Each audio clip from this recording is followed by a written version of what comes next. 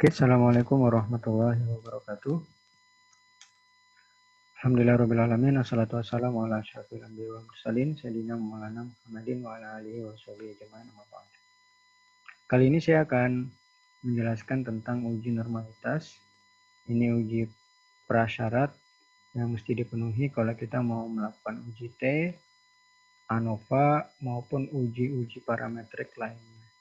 Jadi kita bisa menggunakan statistik parametrik jika data itu berdistribusi normal. Nah, untuk menunjukkan apakah data itu berdistribusi normal atau tidak, kita perlu melakukan uji normalitas. Oke, hipotesisnya kira-kira seperti ini. H0 menyatakan data berdistribusi normal dan H1 menyatakan data tidak berdistribusi normal. Tidak berdistribusi normal. Oke, ini keliru.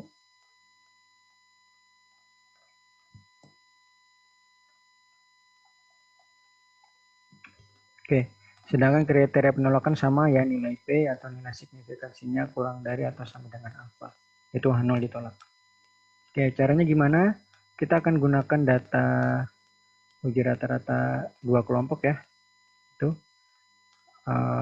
ada dua uji yang kita bisa gunakan untuk melakukan uji normalitas. Ada uji Shapiro-Wilk namanya dan uji Kolmogorov-Smirnov. Begitu. Kapan kita menggunakan uji Kolmogorov-Smirnov dan kapan kita menggunakan uji Shapiro-Wilk? Uji Shapiro-Wilk kita gunakan jika data kita kurang dari 50. Disarankan menggunakan uji Shapiro-Wilk. Sedangkan jika data kita lebih dari 50, maka kita disarankan menggunakan uji Kolmogorov-Smirnov untuk uji normalitasnya. Oke.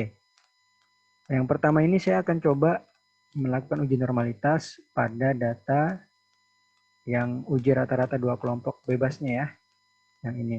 Nah, caranya gimana? Kita klik analyze, kemudian kita pilih deskriptif, statistik, kita pilih explore. Oke, ini kalau default awal kosongan ya. Nah, ini kita masukkan. Ini yang akan kita uji normalitasnya dan kita masukkan faktornya ya. Karena ini ada dua kelompok, kelompok 1 dan kelompok 2. Selanjutnya di bagian plot. Nah, kalau di bagian plot ini awalnya normality plotnya tidak tercentang, maka kita harus beri tanda centang. Tuh. Misalnya kita abaikan, klik continue. Yang ini juga nggak ada. Oke.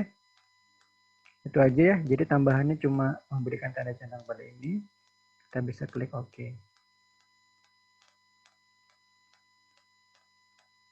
Nah, ini outputnya ya.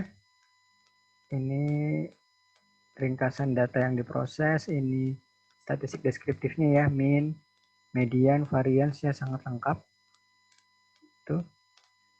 Kemudian, nah ini uji normalitasnya. Test of normality. Ada dua ya, Shapiro-Wilk dan Kolmogorov-Smirnov. Oke. Karena data yang kita miliki itu hanya di bawah 50 ya, maka idealnya kita melihat nilai Shapiro-Wilk-nya. Begitu. Dimana untuk data hasil ujian dari kelompok pelatihan A itu nilai signifikansinya 0,153. Artinya dia lebih dari alfa.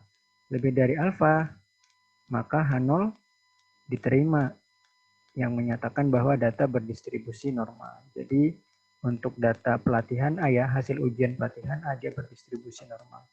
Sedangkan untuk pelatihan B, datanya itu nilai signifikansi 0,08. Artinya dia juga lebih dari 0,05. Sehingga H0 diterima dan itu menyatakan bahwa data hasil ujian dari pelatihan B juga berdistribusi normal. Nah, karena data berdistribusi normal, maka kita bisa lakukan uji rata-rata 2 sampel ya dengan uji T. Seharusnya begitu, kita uji normalitas dulu baru kita melakukan uji T. Kalau ternyata tidak normal, nah kita tidak bisa menggunakan uji T, kita akan menggunakan uji non-parametrik alternatif.